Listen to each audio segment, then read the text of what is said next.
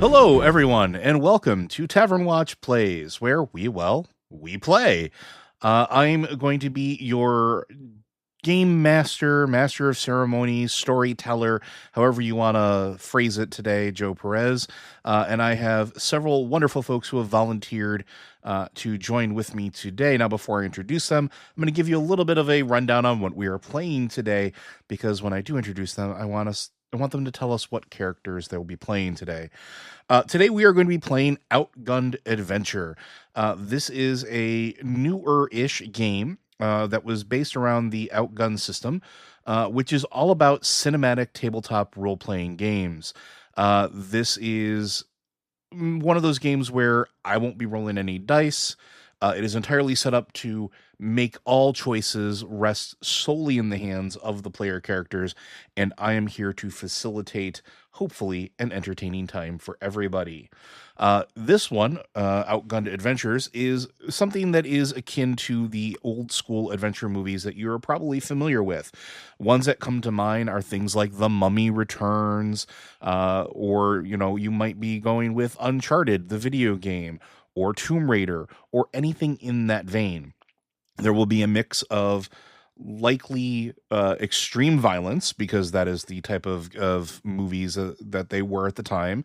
And there will likely be some supernatural elements to it as well, because again, every single one of those movies needed to have a supernatural element of it, and we're probably not going to be shying away from that too hard.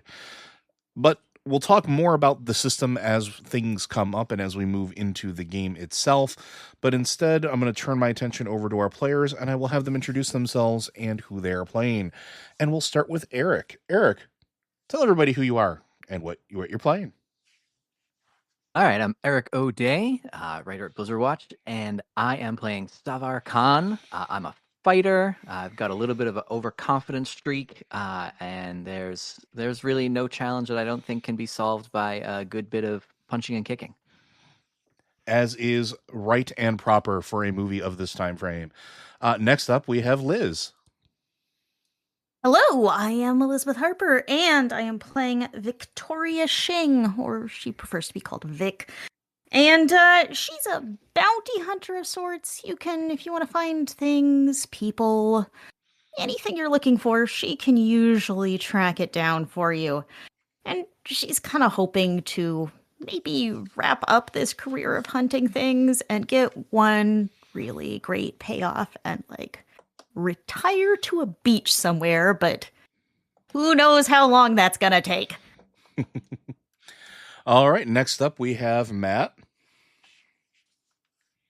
Hello, I'm Matt. I am playing Natalia Morozova. I'm not going to try the Russian accent because it's not good. Little Frost is her nickname. She is a daredevil who is a reluctant hero. She gets involved in situations because she doesn't like seeing people get picked on, doesn't like bullying. She's got a mysterious past as a soldier, and she doesn't really talk about it very much. Okay. And last but certainly not least is Phil. Hi, I am playing Raymond Suri, he's a professor, a university professor. He is afraid of heights, but insatiably interested in all things, dead civilizations, dead languages, archaeology, etc. Like Indiana Jones, but without the adventuring part, not on purpose anyway. Well, and that's very good, because where we start today is actually a little bit of history. So, back in ye olden days, Eric the Red was possibly one of the greatest Viking explorers, and over his eventful life, he witnessed incredible things and accumulated unimaginable wealth. At the beginning of the year 1000, he retreated to live in Greenland, a land he had discovered himself, and spent his last days like a true Viking, refusing to follow his son's examples and convert to Christianity. Days before our opening shot is established, a scroll comes over the screen that explains all of this, and the fact that prior to embarking on their adventure, you were all hired by Professor Casper Wheelock, a wealthy luminary who entrusted them with a relic. Basically, you guys were handed something called Odin's Key. It is something that you're not quite sure what it's used for, but he is absolutely confident that it will be important. He then pointed you to a spot in Greenland and said he wanted you to retrieve a priceless and ancient artifact that should be located in the lost tomb of Eric the Red. Not even Professor Wylock knows what the treasure is, but it's pretty clear that he is willing to pay you an exorbitant amount of money should you be able to succeed in retrieving it. And before we get started in the opening sequence, I'd like to know who among you would be holding Odin's key. Not it. I feel Seems like Vic would maybe feel she's the responsible one here, but kind of what the group thinks. Do we all know each other, or have we been pulled together specifically for this adventure? For the sake of this one shot, because normally in a regular game of Outgunned, you'd have your establishing sequence just like a movie where player characters would be thrust upon each other in a series of events, whether fortunate or unfortunate, that tie them together as a party. Here, we are going to say that you are a organization that has been together for a while. You've worked together before. While you have individual lives, you are essentially a crew that is a known quantity. And So I mean, it's a Vic would. sequel. Vic would probably trust all of you. So if anyone really feels like they need to hold on to it, that would be okay. But otherwise, she would take it. Okay. Pockets aren't really Savar's thing, so he's probably gonna decline and hope somebody else can hang on to it. I'm pretty sure the guy who's into relics and ancient things would want it. I don't know. I think Raymond might have it because I think he's the one who would consider himself most likely to stay out of trouble because that's what Yeah, he I can does. go with that. Okay. Yeah, I think Is the it- professor's got it. My in his pocket. intense cowardice So- makes me the one that should. Yeah. vote this. Intense cowardice would be perfect. There is nothing wrong with that, and sometimes that's what you need. So we'll go ahead and we'll settle on Raymond as the one that has the disc. Odin's key. It's a metal disc carved with ancient runes. Set in the center, there is a sheet of hard rock so thin that it allows light to pass through it. It is impossibly thin. You have never in the modern day, and for timing frame, modern day is an indeterminate amount of time between the 1920s and the 1940s, as is proper for this type of movie scene. You've never seen anything that has been able to cut or work stone this thin while still feeling solid as metal. All right. So the first thing that happens, well, you're in Greenland and you're on this cliff, but you're also all tied to each other. And why are you tied to each other? Because currently you are climbing up the side of a steep frozen mountain. The wind is whipping. The frost is definitely causing visibility issues, and the climb has been treacherous so far. I would like to know who would have taken point at this.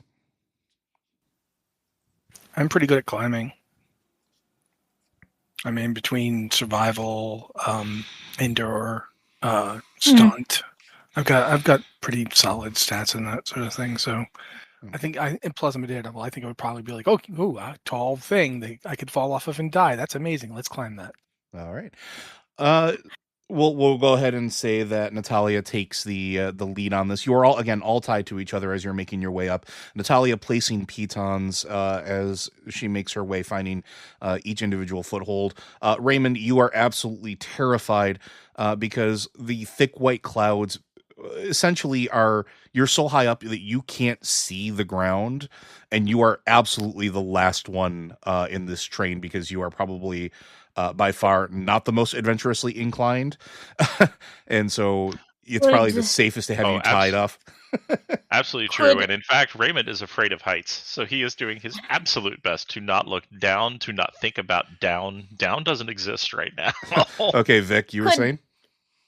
Could I be at the end of the chain? Because I would probably know this about Raymond, and it's like I can help him along or do whatever I can to make sure he doesn't fall or decide to turn around.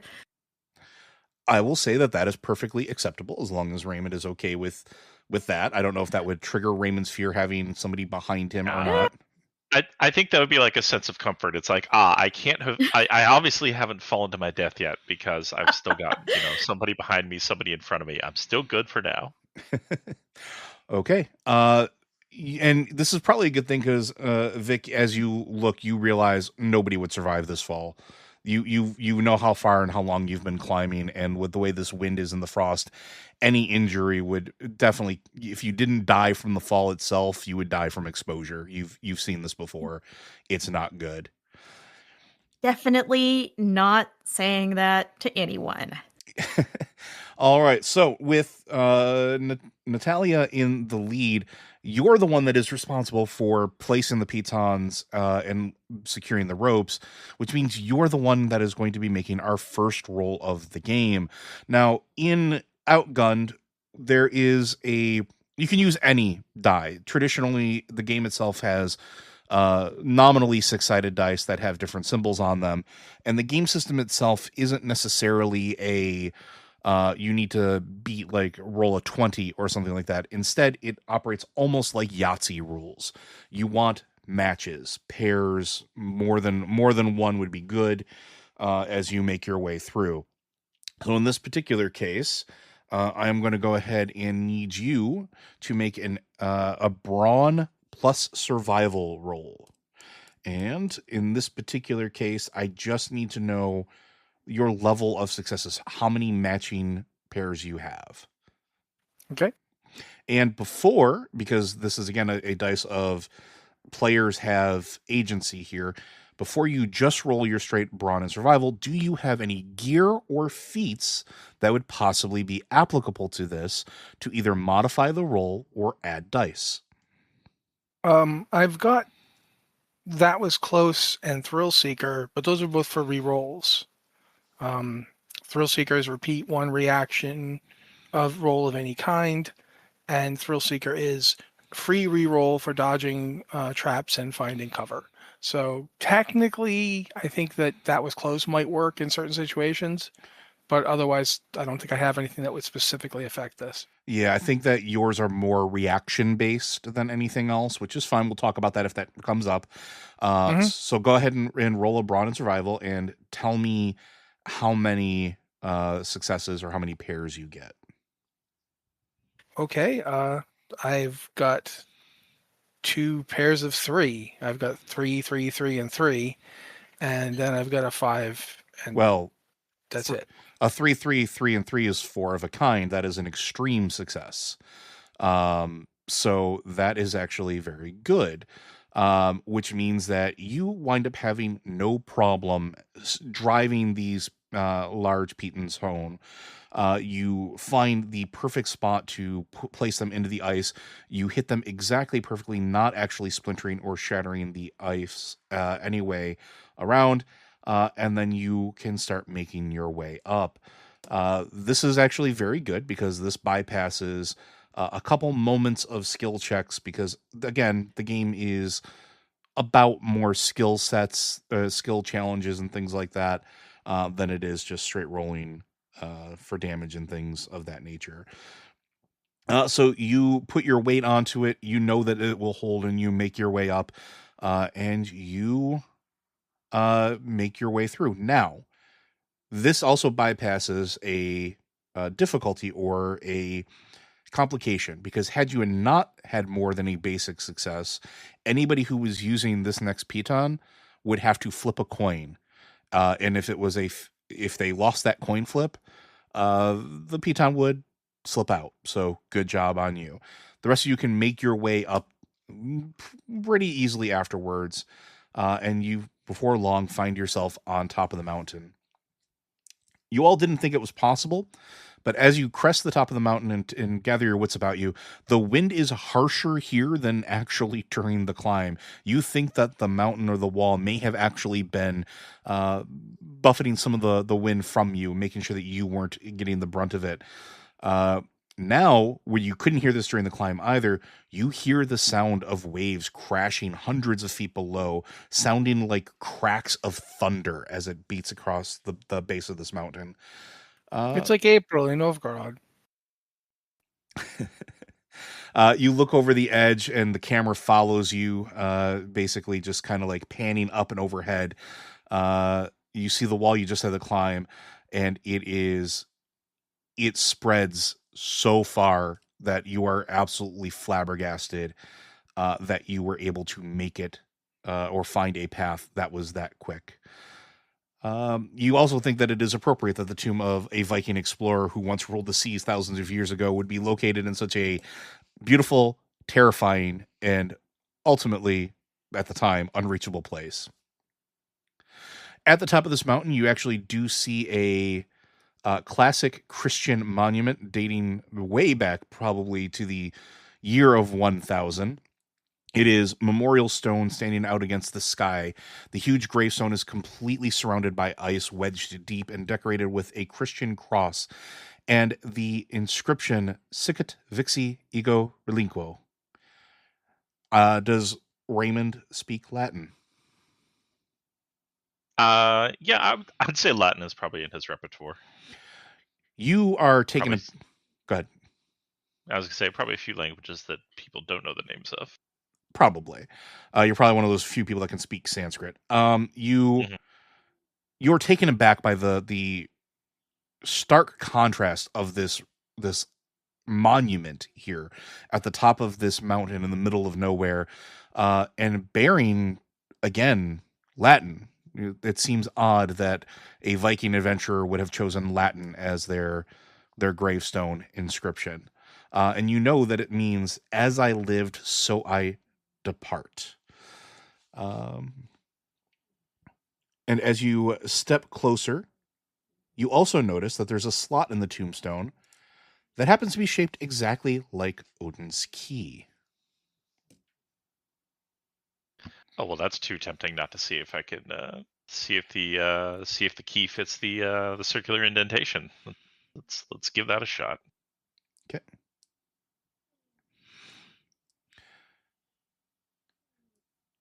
As you go ahead and do so, as you have no hesitation, it clicks into place.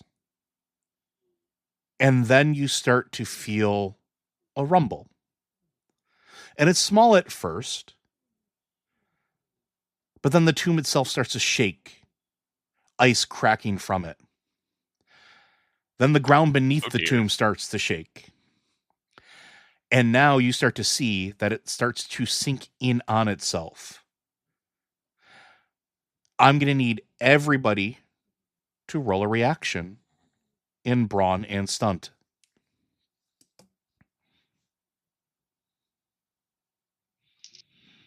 Alrighty.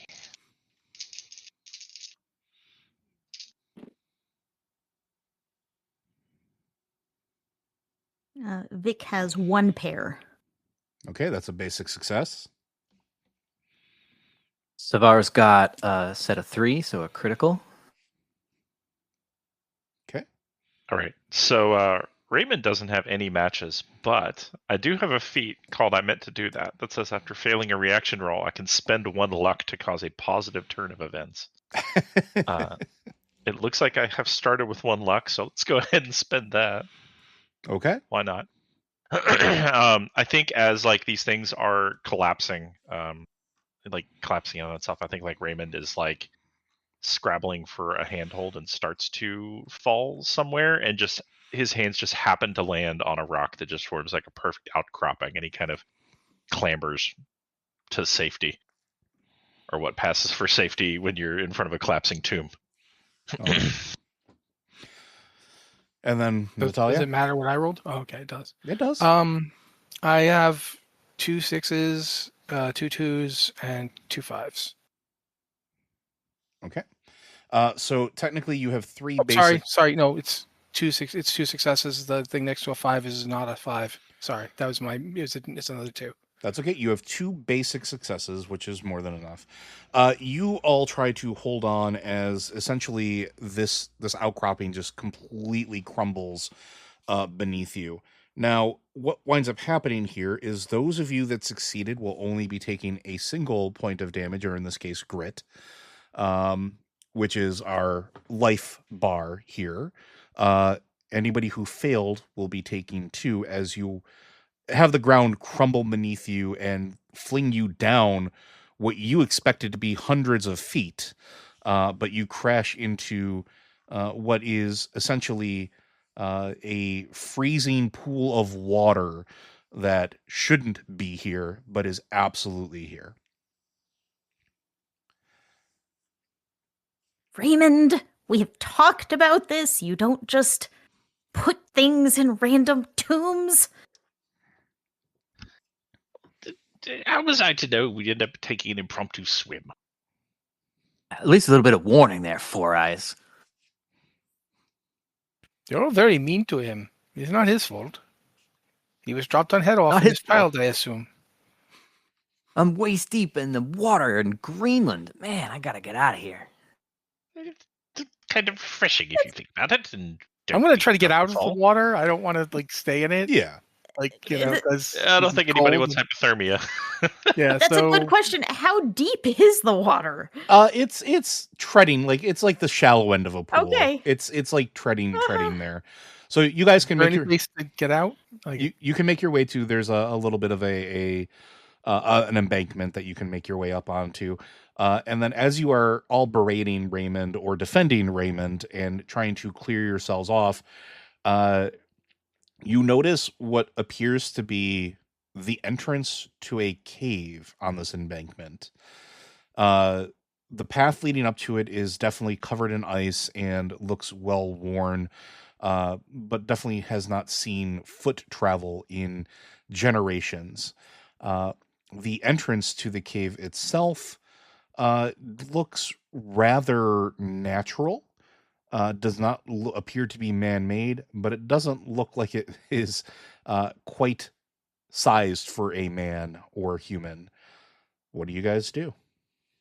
by size, not size for a human. Do you mean too big or too small? Too small. Okay. Does it look possible to get through it, or How is it would- like, you know, a mouse? What would Natalia use to determine that? I assume again that survival would be the first thing, but I'm going to assume for this awareness, maybe. Sure, we can do that. Okay. So I don't know what I would roll here. Well, if you're looking at your character sheet, your Awareness is under crime. You know, I've got my awareness. It's usually under crime, but I don't think I'd be rolling crime here because No, but your there's no awareness, zoning laws for this. your awareness, crime is sort of an odd stat where they call it crime just because of the nature of the setting, but it is essentially your dexterity. So you would roll your crime plus awareness.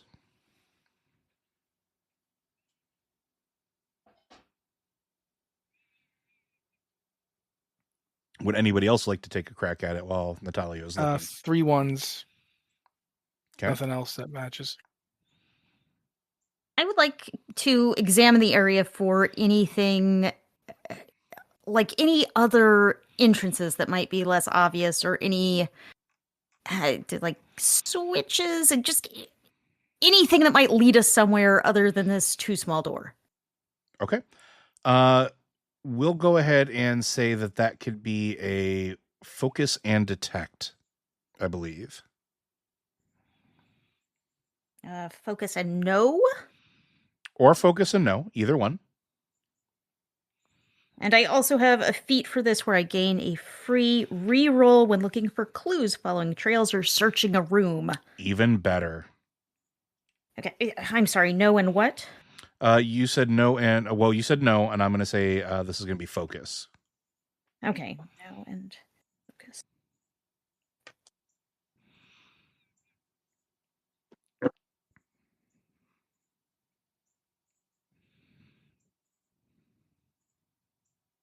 Two 5s and 2 6s. 2 basic successes. Fantastic. Now, here is a question for you since you have a free reroll. There is a mechanic in this game that allows you to press your luck. You can choose one set of your successes and you set it aside, and then you roll all of the remaining dice to see if you either get more dice that or pips or whatever symbols match your success, raising it from a basic to critical or extreme, or possibly lose your additional basic success if you have no further matches. What would Vic do in this moment? I think I'll take my 2 successes. That's two basics. I think is decent. The thought flashes across your mind that you might be able to dig deeper, or maybe start moving stuff around to try to find more stuff. You think a little better of it, because at that moment, 2 things catch your eye. One, as you see Natalia start to maybe move things around, you reach out and grab her hand right before she hits a tripwire. This collapsed entrance was not natural. The reason it looks natural is because something caused it to cave in. Your additional basic success reveals that in the depth of the rubble, the telltale signs of skeletons, long since departed from this world, and brittle with age and preserved by the weather and cold of this area, lay in scattered heaps underneath the rubble. You can, now that you know what to look for, you see quite a number of them actually. And Careful, friend. And I think you would point this out There's a lot of skeletons. I think you would point this out to Raymond. Potentially. Yeah. And the reason being, Raymond, what do you know about ancient civilizations?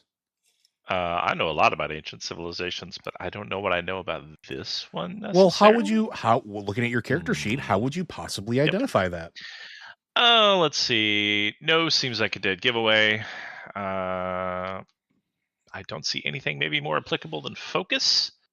Maybe nerves, because these are examining skeletons, and skeletons are creepy, but I think focus is probably where I want to head. Okay, and do you have any feats or items that you think would assist you in this? Oh yeah, I get a free reroll on all rolls that deal with archaeology, dead languages, or ancient civilizations. Okay, fantastic. So roll that beautiful bean footage.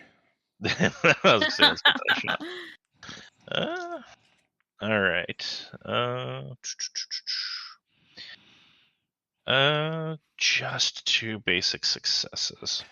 That's now. If I remember from reading the book, it said I should be trying to reroll as often as possible. You should. So one of the things about this, and again, this is a player choice, but the game system itself encourages you to think like you are a character in a movie.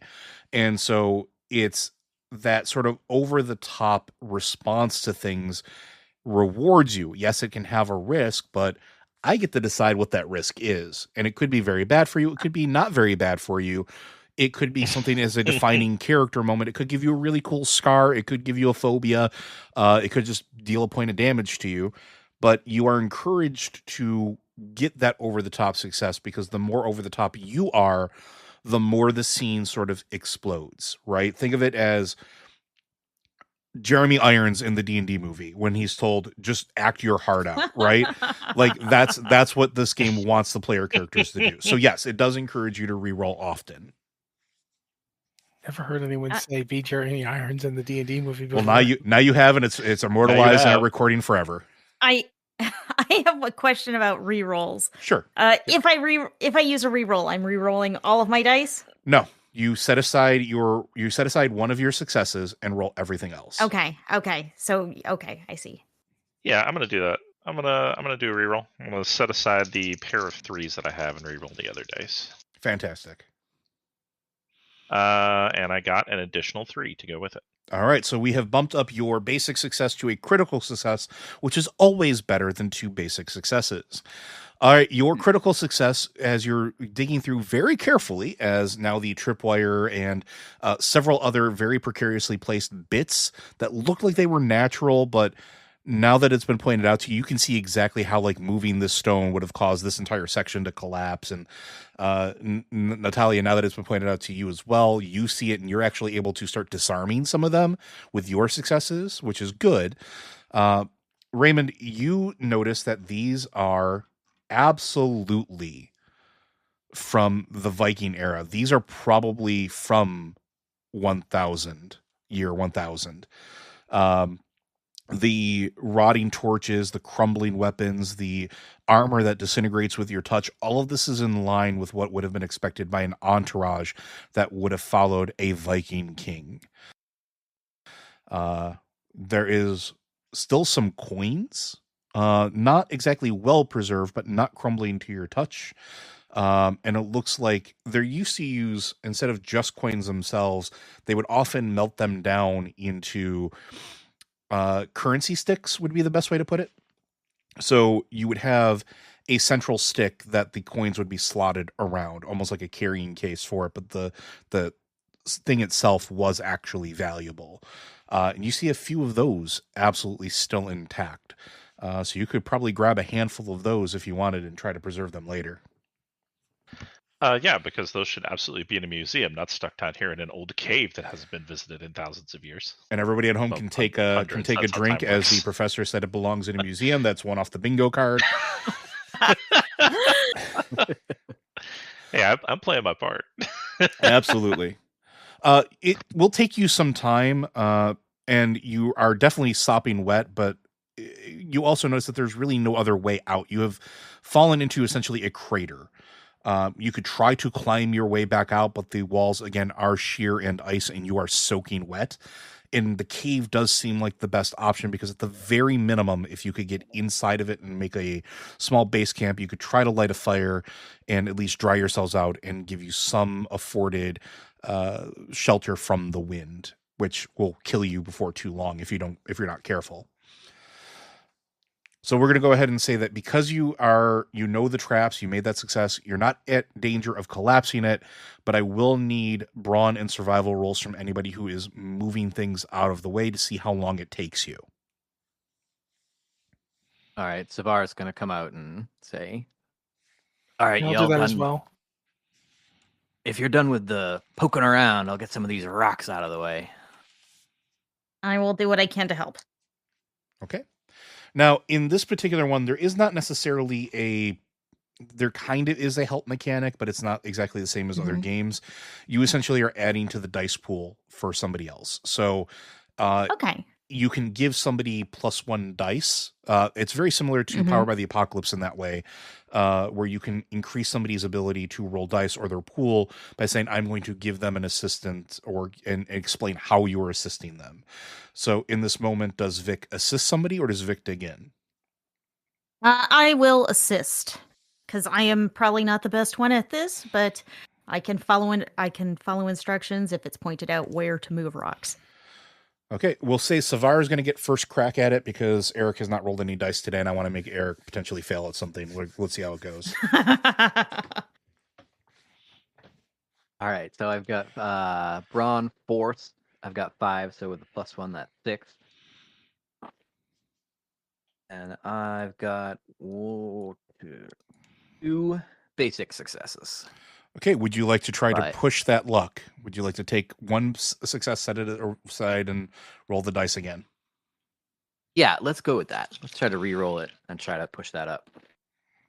And I did not get anything additional, so now I have 1 basic success. Okay, and then Natalia was also trying to dig through. Would you like to go ahead and make that roll as well, Matt? Okay.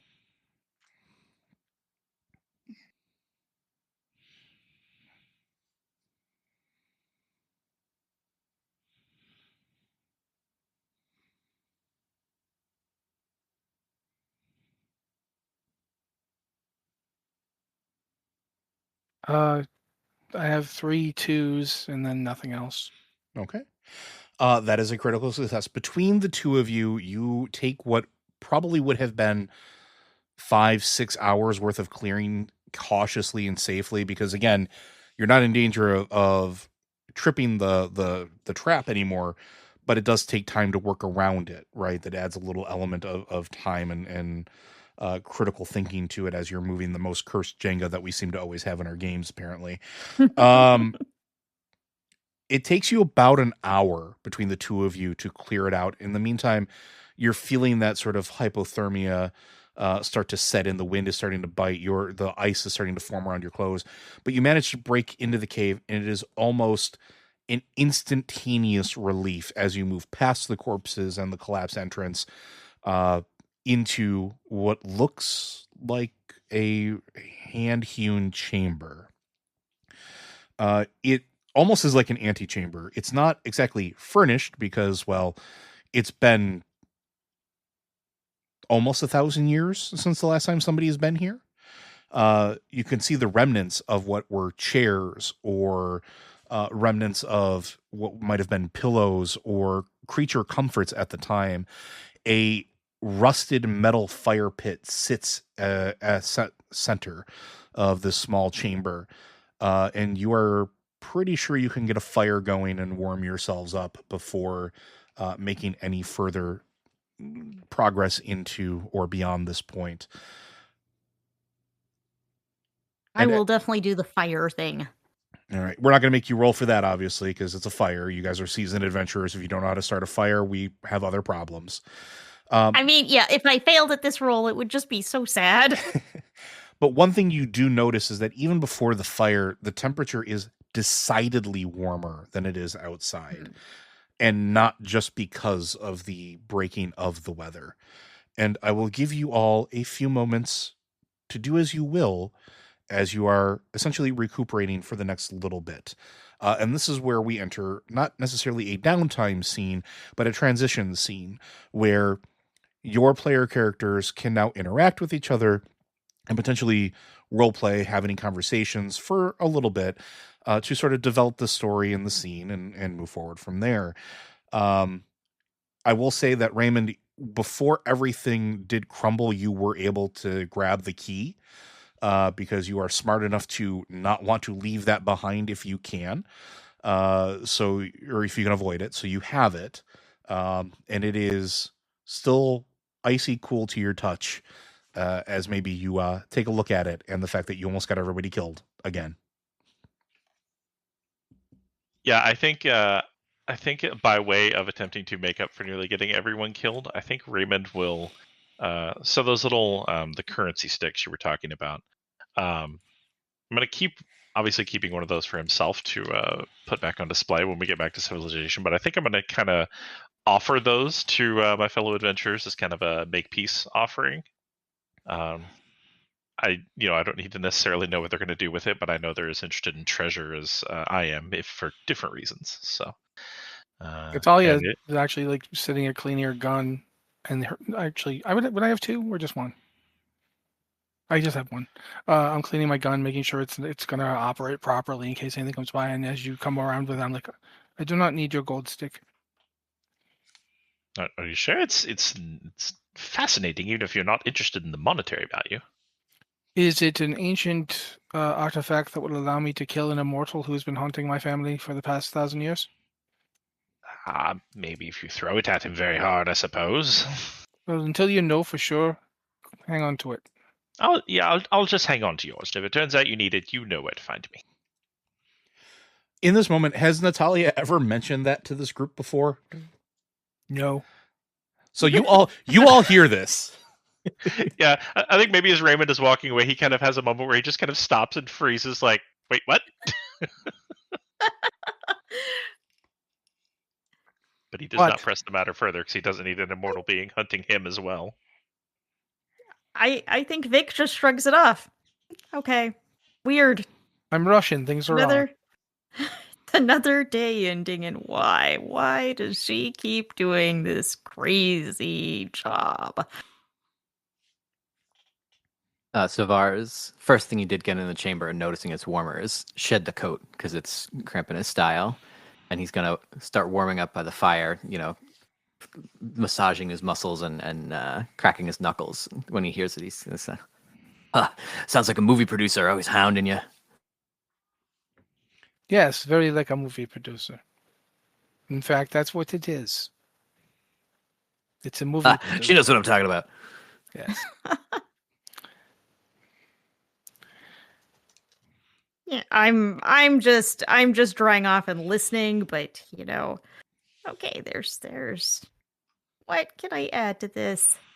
maybe pull a nice pair of dry socks out of my bag. Okay. You guys, Sort of dry. you guys make small talk. You maybe eat a little something to warm your insides. You dry out your clothes. It actually doesn't take as long as you thought it would between the higher temperature of the cave, as well as the fire that you were able to get started in the pit. You are ready to resume your journey forward, should you so choose. Now, for illumination, I'm assuming you guys have torches or something of the like. We're just going to kind of glad hand that over unless you guys have some specific flavor you want to add to it. Okay. Raymond, why is it warmer in here? It's not warmer that would just be accounted for by the wind. Is this some sort of ancient Viking thing? Well, I mean, probably partially the fire we lit, but a very good question. Is it like unnaturally warmer in here, like warmer than I would expect it to be? Yes. For can Is there any smell or anything? Is there any, or like, can I investigate for like any sign of why that is in this room? I'm going to be assisting him, like, Okay. because I'm curious. The second that people started talking about unnatural Yep. warmth, I'm like, could be gas. Yeah, So, and now that you've asked me a question, now I need to find the answer, I think. All right. Well, then, what would you roll in order to determine that? What knowledge or skills do you have? I think for this, I have a very tricked out detect score, and I think, looking at brawn, nerve, smooth, focus, and crime. I think it's focus again. Focus and detect. We got here. We have a critical success and a basic success. I think I'm gonna leave. I'm gonna reroll the basic and the die that didn't match anything, just to see if I can get pushed this a little further. Nope, just one. Just a critical and a basic. Okay. On a critical success, you would have some knowledge of at least rumors of this. So Vikings were celebrated explorers. They weren't just pillagers and warriors like a lot of the text of your constituents would have people believe. They weren't necessarily the true barbarians that a lot of folks of the more civilized age believe them to be. And in fact, one of the reasons you wanted to come on this expedition is because, again, they were a lot more technologically advanced than people gave them credit for. Their society was much more progressive than people gave them credit for in a lot of ways. And you're looking for potentially bits to prove that. And this might be one of them. In your previous research, you have noted that they were great at using the world to sustain them. And what I mean by that is not just necessarily growing crops or domesticating animals, but using naturally occurring items, events, geological features to essentially make themselves more survivable. And one of the things that was posited a while ago is that they settled or had hidden caches in areas that had natural geothermal vents.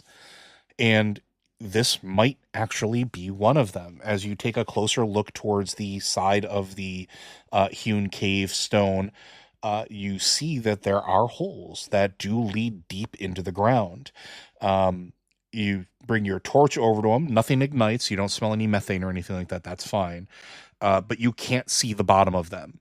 I think you would even take maybe a coin or a shilling or something out of your pocket.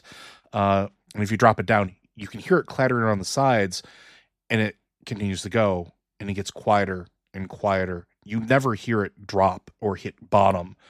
You just stop hearing it at all.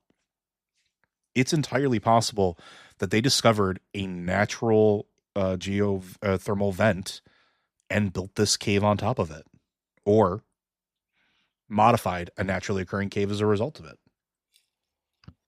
Fascinating. Then I will explain geothermal heating in small words. All right. You go ahead and start making your way deeper into the cave.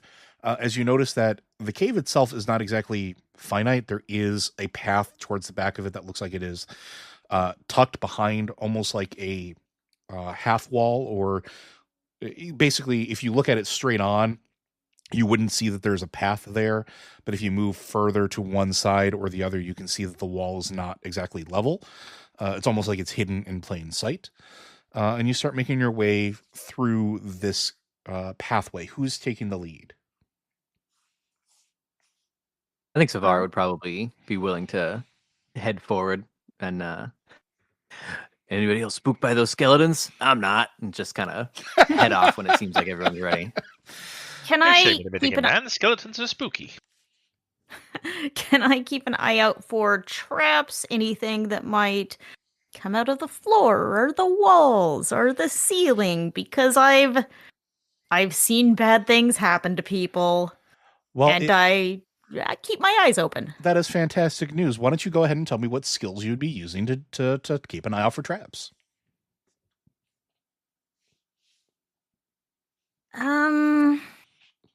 Can I do focus and know? Absolutely. Because I've seen traps like this before, so. You absolutely have, and you are very intently focused on your task, so I would say that both of those apply.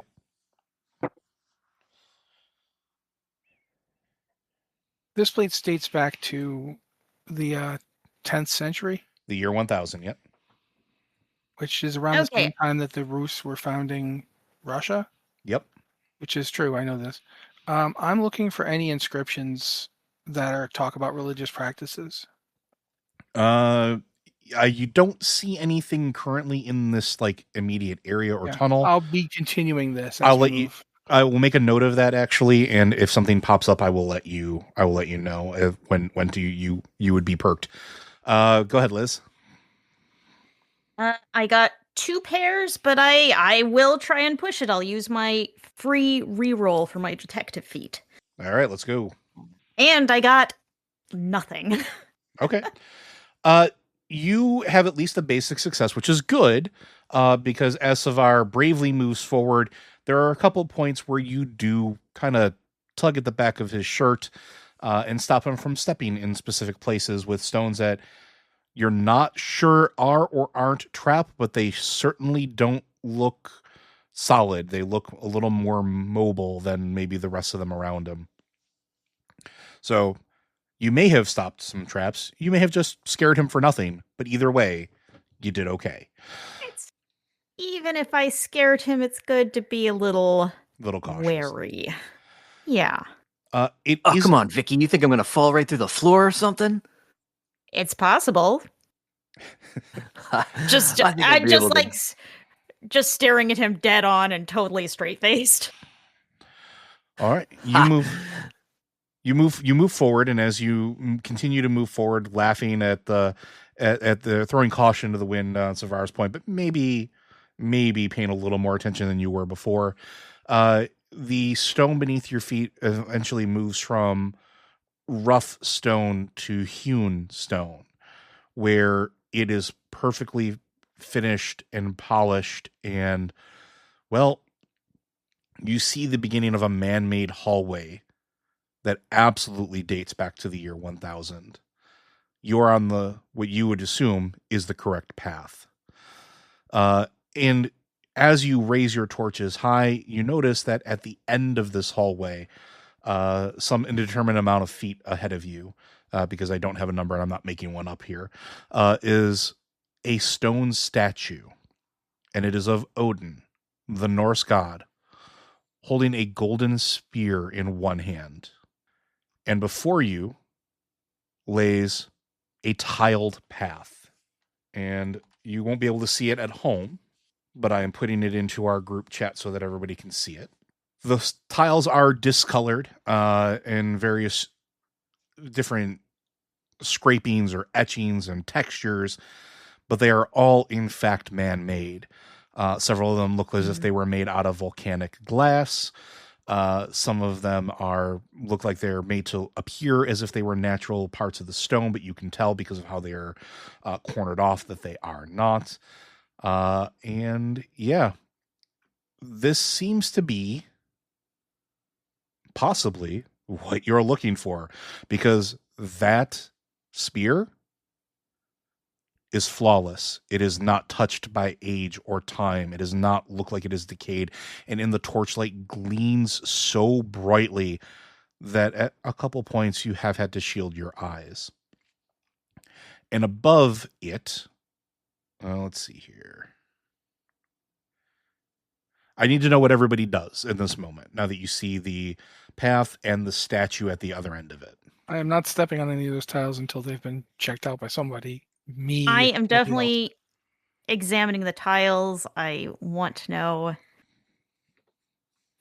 like, the texture of them. Are any of them smoother? Is there an even layer of dust across all of them? Are there any signs that someone has walked a particular path across them? Okay. I'm looking for inscriptions because I figure you don't do this if you know, there's got to be something telling us what's going on. Savar's kind of holding his torch up, moving it back and forth to see that glint, and he's going to kind of make his way over to Raymond and kind of elbow him and say, "Hey, Ray, who are we looking for again? Did the guy have a beard? Is that him?" That is a statue of Odin. I assume it's who we're looking for. Look at that spear. Do you If think it's not what Odin? we're looking for, it's at least a fascinating artifact. Do you think it's Odin or do you think it's Woden? Like, how old would these people be? Like, would their faiths be more like the sagas, or would they be more primal? Well, it would be easier to tell if we thought we could safely cross this curiously tiled floor. I say, Yes, curiously tiled floors never good. Not even if you just have one in your house, you should stay off it. yes, it looks random, but I assume that's probably on purpose. I will say, so we have Savar, who's drawing the attention of the statue to Raymond. We have Vic, who is analyzing the floor. Natalia and Raymond, do you do anything in specific? Well, I'm looking for inscriptions, anything that, like, maybe the wall is carved, "Don't walk on the floor" or something. Granted, I only some Greek or Old Norse, and various Cyrillic languages like Russian and Ukrainian and so forth. I don't have Latin or stuff like that. Yeah, I kind of want to try to puzzle out what's going on with the floor tiles. Like I said, it looks random, but that's surely on purpose. So I kind of want to very carefully not step on them. I'm probably standing behind Natalia, maybe like looking over her shoulder, looking at these tiles. Okay, so then I'm going to need you guys who are investigating things to make a roll. Tell me what skills you're using. I am sticking with focus and no, because those are both real good. Matt, what are you going to be rolling for Natalia for looking for the inscription stuff? I'm gonna say awareness. No, I'm gonna say detect, because I'm looking to see them like in a cave. So I guess I'll just go focus and detect. Okay. Not my best roll, but I have a single pair. I'm going to use my one reroll.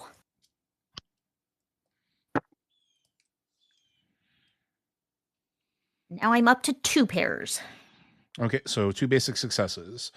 We'll go with Natalia next. I've got 1 basic success, so I guess I'll reroll.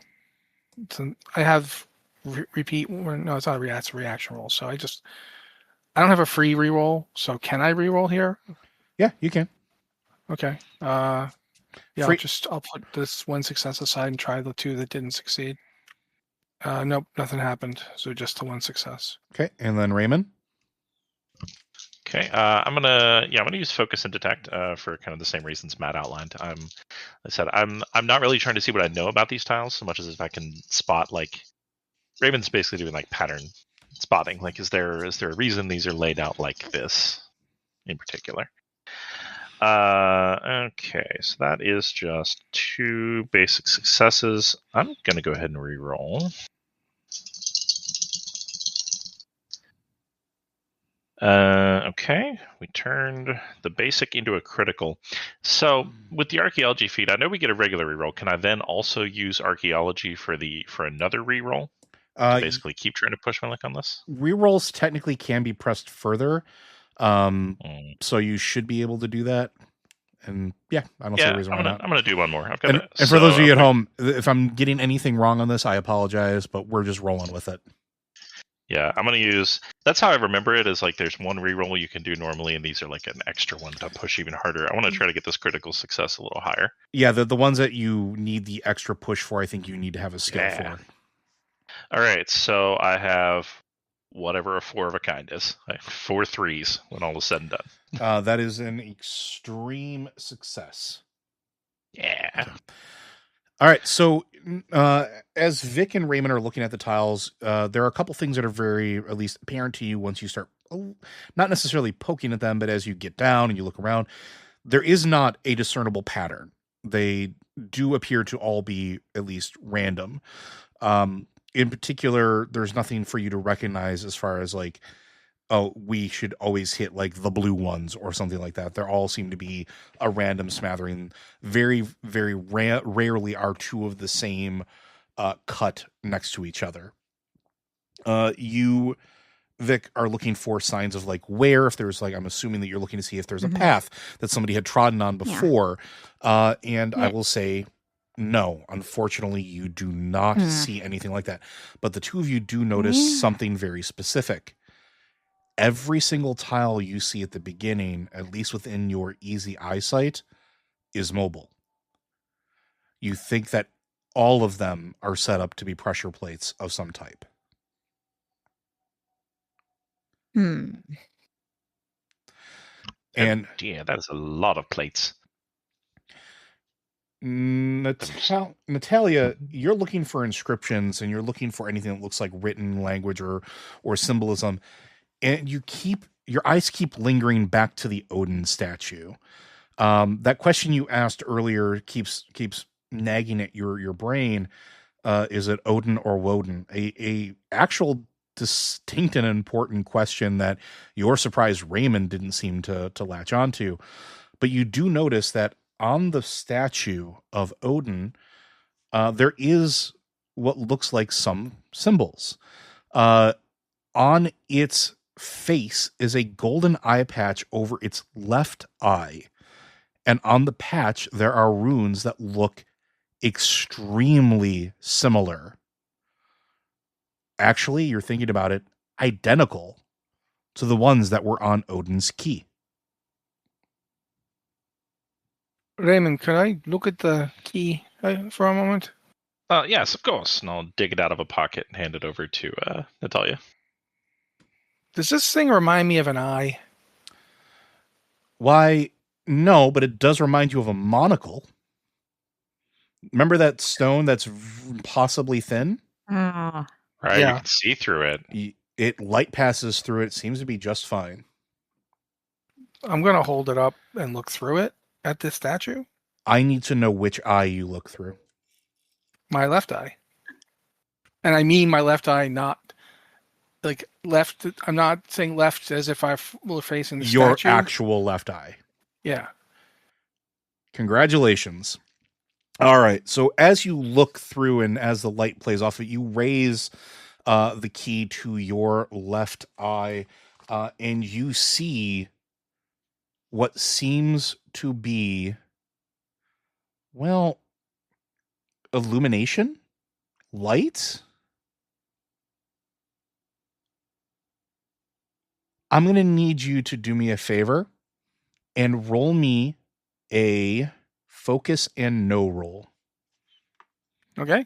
And Raymond, as you see Natalia do this, I need you to do the exact same for me, please. Focus and no. Okay. I So one Natalia's the only success. one who can. Natalia's the only one who can see the illumination right now, right? Like it's only Correct. visible through the key. Okay. I have one success. I'm going to try and re-roll the go ahead. the other, just to try and get it higher. Yeah, I did. Okay, 3 5s. Yeah, 3 5s. Okay, and then I need to know what Raymond rolls here in this moment. After 2 pushes, I got a 4 2s. You both are starting to question not necessarily the illumination, because that's not the weirdest thing you've seen today. Why is the patch on Odin's left eye? Historically, that's not where the eye that he gave. Yeah, we were so focused on trying to avoid the traps. So this is a moment where I need you guys to make a decision. Well, I mean, my decision right now seems to be to switch it to my right eye for a second to see if anything changes. As you do so, a completely different path illuminates. So if I'm looking through my left eye, I see one glowing path, and if I'm looking through my right eye, I see a different glowing path. Absolutely. And he has his on his left eye. He has his on his left eye. Have you told anyone what you're seeing? I haven't yet. Yeah. Because I'm just looking through this thing, and knowing the way Natalia's personality works, not great at telling people things. Does Raymond say anything in this moment either? Because Raymond has also figured out that something is off here. I think I'll point out the weird fact about the statue, and I think Natalia switches the. I kind of get why she's looking through it. I'll say try the other eye. The statue's weirdly reversed. There's a path. When I look through the left eye, there's one path. When I look through my right eye, there's a different path.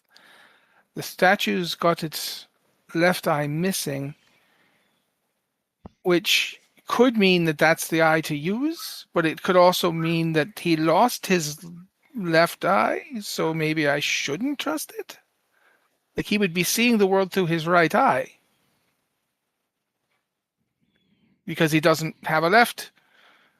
He's wearing an eye patch, and the eye patch and this match. But that could mean that this isn't an eye patch on him there. This is the monocle, and that this is a monocle, and I should use it on my left eye. So you can see how I'm having back and forth on this. If it were me, and obviously it's not, you're the one with the key and the bravery and whatnot, I think maybe I would suggest trusting your right eye, because that would be the one through which Odin gleaned wisdom. But obviously I'm not going to be the first one out there. I believe Vic was saying something in this moment too. I do want to hear what Vic says before I do anything. I do assume I have some sort of walking stick or like climbing pole of some kind to have come all the way up the mountain. I would like to poke one of the tiles with it, one of the indicated marked tiles that Natalia has pointed out, and just see what happens when I give it a firm poke. I will point out that you did notice that these are pressure plates. And that the thought does occur to you that if you pick the wrong one, you don't know how much pressure is needed to trigger one. That you could, as somebody who was previously very careful about traps, could spring a trap. Yeah. I mean, what I'm trying to do is, without any of us walking on it ourselves, see, okay, is this one going to fall out from under us? Or is that one going to fall out from under us, and test one or the other? Are there the paths themselves? Is there anything on the tiles besides the paths that are lit up? Just like there's no symbols or anything. Just it looks like X's, like literally X's through the tiles that are illuminated. Depending on which eye you look through, again, different tiles, but they are exactly the same color. It's almost like a soft bluish glow that emanates from them, almost like moonlight coming, like if it was streaming through the roof, if there was a way for it to do so. All right. I have the Thrill Seeker thing, which is a free reroll for dodging, traps, and finding cover. So this counts as a trap or not? I believe this would absolutely count as a trap. You are all savvy to this. Okay, I am going to do another reroll to try and push this up to 4 successes. Yeah, I have 4 successes now. Well, what are you hoping to glean from it? I want to know, like, does anything here suggest to me which eye to trust? Just your knowledge that, again, and this is both you and Raymond know this, Odin did not wear an eye patch on his left eye. All right, I'm going to trust the right eye. That's just what I'm going to do. Whether or not it turns out to be the wrong way to go, we'll find out. But I'm going to start off trusting my right eye. Okay. And I say this out loud, like, I'm going to do what Raymond suggested because I cannot make myself trust either option. So I'm going to try that. Okay. And I step forward. All right. And as you step forward onto the tile, which is for you looking at the map, it is the first black tile in the first row. You hear an audible click, and that's where the screen fades to black as we end our episode there. No. All I right. was gonna say it would be really embarrassing if we all fell to our deaths in the first episode. Oh, To be- luckily we'll make it to the second episode. I was gonna then say, we'll find out if we fall to our death. I would like to point out that it would potentially be the second time in the same episode Yeah. that you had fallen to your deaths. A lot of falling. We survived the first time, so yeah, okay. All right. Well, then I think we're going to call it there for the first episode. Thank you very much for joining on us on this embarking adventure of Outgunned Adventure. If you have any questions about this, be sure to ask us in our Discord servers. And then I will cut to myself here for the actual outro, and we'll catch you next time.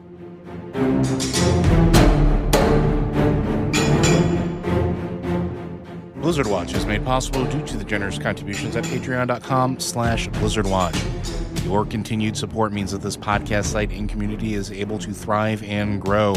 Blizzard Watch supporters enjoy exclusive benefits like early access to the podcast, better chance at having your question answered on our podcast or the queue, and an ads-free site experience. That, folks, we'll see you next time.